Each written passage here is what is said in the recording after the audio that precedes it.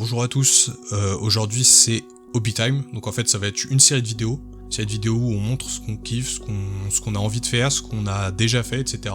On partage un petit peu des choses. Je vous en reparlerai à la fin de la vidéo parce que c'est la première.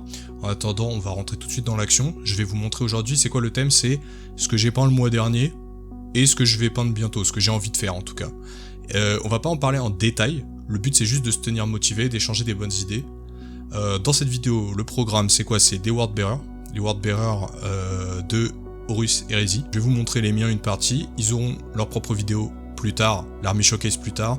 Il y aura également du Seigneur des Anneaux et un démon. Du coup, suite à ma première vidéo, j'avais, comme je vous avais expliqué au niveau de ma collection Seigneur des Anneaux, j'avais retrouvé plusieurs figurines. Et moi ce qui m'intéresse surtout c'est de faire les héros pour l'instant ou les personnages du film ou des livres. Du coup ce que j'ai fait c'est que j'ai primé essentiellement toutes les figurines en métal que je souhaitais récupérer et refaire. Donc là je pense que je vais continuer un petit peu ça avec les Nazgûl. Là ils sont primés seulement en noir, donc il y aura probablement très peu de travail à faire dessus parce que comme vous savez les Nazgûl à part une cape noire et éventuellement des gantelets et puis des bottes et une épée, il n'y a pas grand chose. Donc ça c'est pas mal pour nous parce que du coup ça limite le taf qu'on va devoir faire sur eux. Après je pense que je vais essayer de leur donner un aspect un peu... peut-être un drapé un petit peu froid. Je pense que je vais mélanger un petit peu de vert au gris sombre et au noir que je vais utiliser pour leur cape. Pour leur donner un aspect un peu voilà cadavérique... peut-être rappeler un petit peu qu'il s'agit de fantômes. D'ailleurs j'ai vu qu'à partir de la semaine prochaine il y a Games Workshop qui sort en made to order des vieilles figurines Seigneur des Anneaux, donc j'ai vu qu'il y avait le Gandalf au chapeau, donc ceux qui ont vu la première vidéo de la chaîne sauront que moi ça m'intéresse de la voir. Du coup je pense que je vais prendre le Gandalf. J'ai vu qu'il y avait Sam avec Bill le poney, pareil. Y compris j'ai vu qu'il y avait des Nazgûl sous forme spectrale, donc la forme des Nazgûl qu'on voit quand on met l'anneau. Donc je pense que bon, après connaissant Games Workshop malheureusement, vous connaissez les prix. Malheureusement ça risque d'être cher pour ce que c'est, mais bon, si c'est dans mes moyens, peut-être que je compléterai un peu ma collection de Seigneur des Anneaux. En tout cas eux, je vous les montrerai bientôt, parce qu'ils devraient pas être très longs à peindre. Je pense que je vais essayer de les faire un petit peu verdâtres, du coup on verra ce que ça donne. Après, en deuxième truc du Seigneur des Anneaux que je vais faire, je pense que je vais faire ce Saruman, du coup c'est Saruman le blanc. Je ne sais pas s'il existe beaucoup de versions de Saruman, il doit y en avoir une avec le Palantir dans la main peut-être, je ne sais pas, ou alors j'ai vu qu'il avait éventuellement même le piédestal du Palantir. Donc peut-être que ça m'intéressera de l'avoir aussi, mais en attendant j'ai celui voilà des collections de quand j'étais petit. Alors je n'ai pas pris de photo avant de le décaper et de le reprimer en noir, mais c'était la figurine que j'avais le mieux peint avec Gandalf à l'époque parce que c'était une des rares figurines sur lesquelles je suivais les consignes, c'est-à-dire que dans les fascicules, comme je vous l'avais montré, on avait des tutos à suivre, même si c'était moins bien que maintenant en termes d'indications, ça nous permettait de peindre la figurine un petit peu comme dans le magazine. Et j'avais un peu suivi ça, donc on faisait nos propres wash et tout, parce que ça existait pas trop les wash de type Null Noil et tout, à l'époque fallait faire ses propres wash en diluant la peinture qu'on avait dans les petits pots. Donc c'était assez compliqué, mais j'avais réussi à presque bien le faire. Il était pas très beau, mais voilà. Je pense que je vais l'honorer en le refaisant. Pour ce qui est de sa robe, j'aimerais bien développer un petit peu les coutures de certaines parties de sa robe, peut-être ses manches, je sais pas encore. Je vais re-regarder le documentaire sur les costumes, parce que je sais que dans le documentaire du deuxième film, ou alors peut-être du Retour du Roi, je sais pas, la chef costumière parle de Saruman en particulier et de comment elle a désigné son costume. Et il me semble qu'elle parle des coutures qu'elle a fait qui représentent des motifs je crois elfiques si je dis pas de bêtises. Donc j'aimerais peut-être les intégrer à la forme de la robe ou des manches. On verra ce que ça donne. En tout cas c'est Saruman le blanc. Pour changer de jeu, puisque là c'est plus Seigneur des Anneaux, c'est Horus Heresy encore. Les Wordbearers que je suis en train de travailler en ce moment. Donc là ce que je vais vous montrer en premier c'est d'abord Zardu Layak et c'est Blade Slaves, donc il s'agit d'un kit Forge World et moi je suis en train de faire une petite force de Wordbearer un petit peu pas forcément convertie mais au moins avec des démons, des choses un petit peu qui ne sont pas forcément full marines, juste pour le plaisir. Et bien sûr, moi je n'aime pas trop Erebus, hein, c'est pas un personnage que je trouve très bien écrit, bon c'est un peu à gros je suis méchant, quelque chose que je n'apprécie pas forcément dans l'écriture d'un personnage. Par contre Zardulayak, moi je l'aime beaucoup, il a beaucoup plus d'aura, c'est un peu notre ami Erebus, mais si c'était pas un loser quoi. C'est un kit que j'avais vraiment envie d'avoir. Je ferai une vidéo entière sur mes Wordbearers, sur l'armée entière de mes Wordbearers, mais là, vu que je l'ai peint il y a pas longtemps, voilà, je vous le montre, puisque je l'ai peint le mois dernier. Zardulayak, en fait, je ne possédais pas le kit et il m'a été confié par un de mes amis qui avait une armée de Wordbearers en construction et qui en fait a changé totalement de projet. Je ferai une vidéo là-dessus sur l'histoire de cette armée et de ses kits. Je vais vous en montrer quelques autres que j'ai récupérés de sa collection et qui m'a vendu à prix d'amis, donc je le remercie. Là pour l'instant du coup c'est Zardulayak.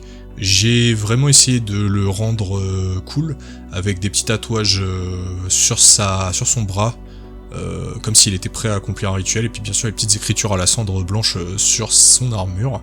Pour ce qui est de l'énergie verte, c'est une énergie que j'utilise sur tous mes Wordbearers, donc c'est une base blanche, grise, et derrière vous mettez du vert fluo dessus de n'importe quelle marque, ça suffira, vous le diluez un peu si besoin, et ça donne cet aspect énergie un peu warp, etc.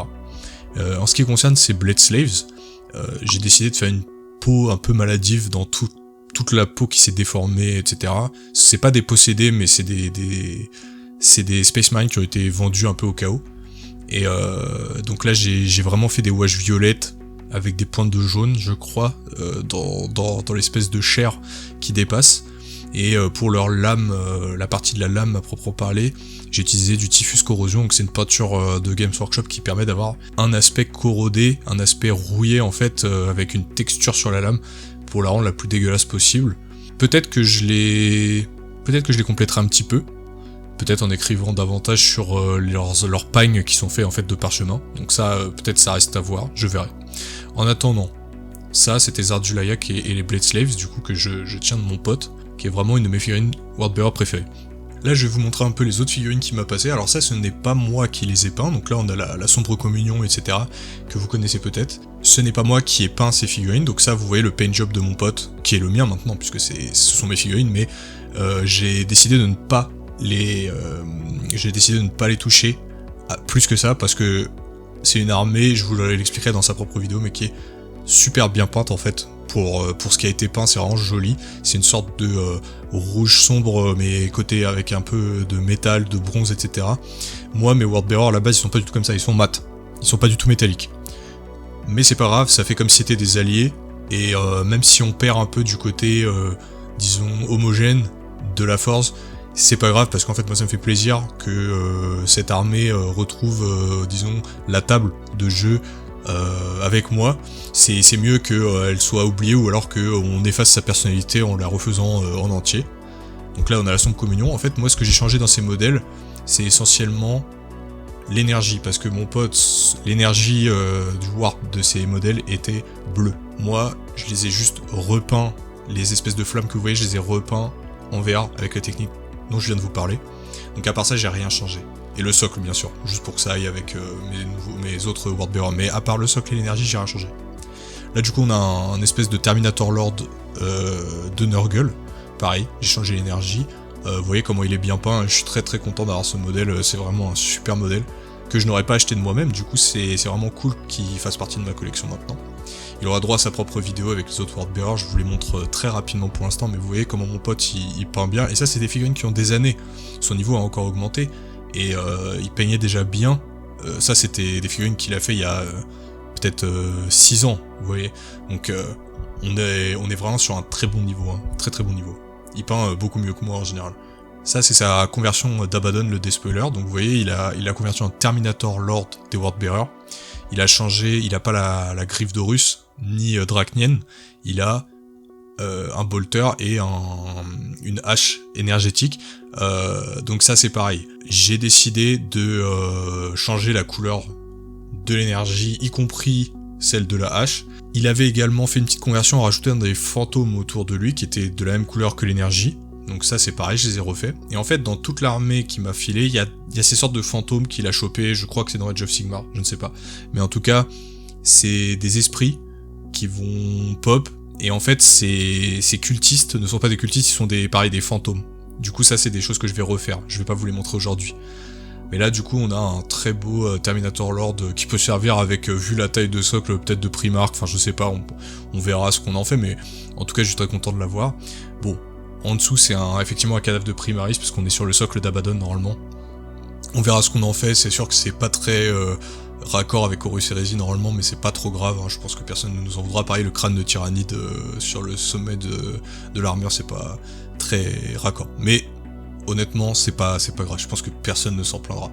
En tout cas, voilà, ça c'était les Wordbearers du coup que j'ai récupéré soit de mon pote, soit que j'ai peint. Maintenant, je vais vous montrer les Galvorback, du coup, alors les Galvorback de mon pote également, qui m'a vendu. Alors, lui, il avait le set complet des 5 Galvorback, donc qui sont les premiers possédés, qui sont un des plus beaux sets, je trouve, de Forge World dans cette gamme-là. Ils sont plein de personnalités, ils sont incroyables, donc je vais les peindre exactement un peu comme vous avez vu sur mes Blade Slaves. Ça va être un petit peu peint de la même façon. Il en avait peint que 1 sur les 5, donc je me suis permis de le reprimer en noir. Pour le coup, j'aime pas trop faire ça, mais il était bien peint et tout, mais pour un souci de cohésion dans l'ensemble de l'escouade, j'ai préféré le repeindre en noir. Je montre également, il va y avoir des possédés de 40k, mais qui sont assez gros et sur des socles assez gros pour être comptés dans les Galvorback. Et comme ils sont assez vénères d'un point de vue esthétique, je sais pas exactement à quoi ça correspond, c'est peut-être des champions, je sais pas, mais en tout cas, ils vont rejoindre mon escouade de Galvorback pour les faire monter à 7. Donc ça c'est pareil, je vous les montrerai quand ils seront finis, ils auront droit à leur propre vidéo. Enfin, les 2 derniers trucs que je vais vous montrer aujourd'hui, c'est déjà le Dragon King de Kingdom Death, donc ça je l'ai eu à la sortie, et je ne l'ai jamais peint, parce qu'en fait à l'époque je savais pas trop peindre, et j'avais toujours peur de le peindre, et je n'avais pas d'occasion, je savais pas trop quoi en faire, etc.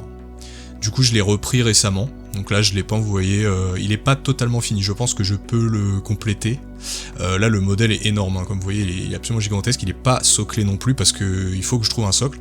En fait l'idée c'est que ça va être le Arc Demon, c'est-à-dire le Slot Lord of War des démons du Ruinstorm de Horus Heresy. Donc en fait lui je vais le jouer, c'est un peu comme un Primarch démon si vous voulez, c'est 550 points la figurine, absolument énorme, et en gros ce sera pareil que mes Wordbearers, c'est-à-dire rouge avec de l'énergie verte.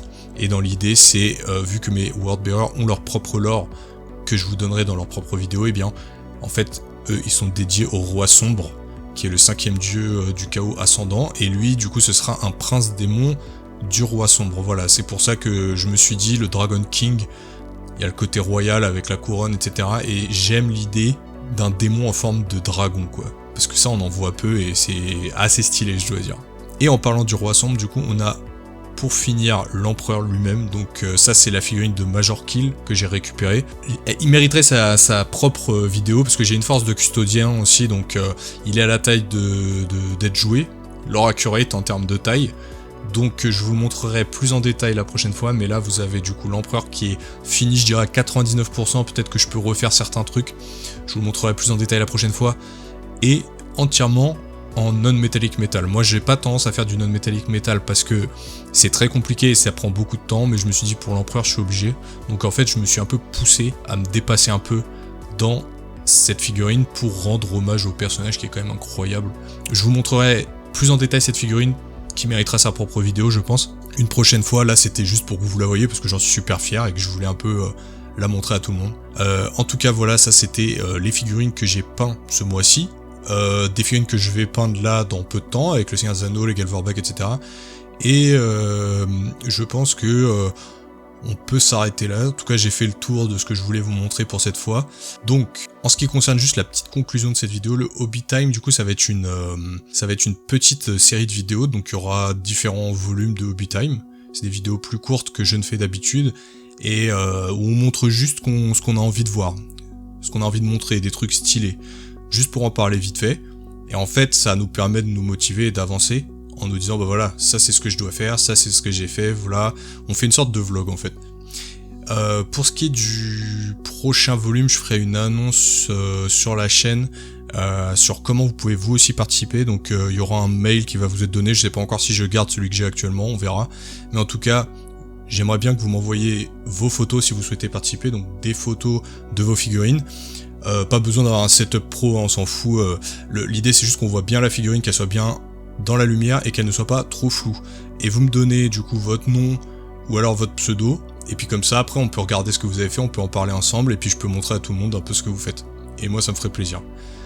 Donc voilà, j'espère que ça pourra être fait, je reviendrai dessus dans les futures vidéos Hobby Time. En tout cas pour l'instant je vous dis à plus et prenez soin de vous. Ciao.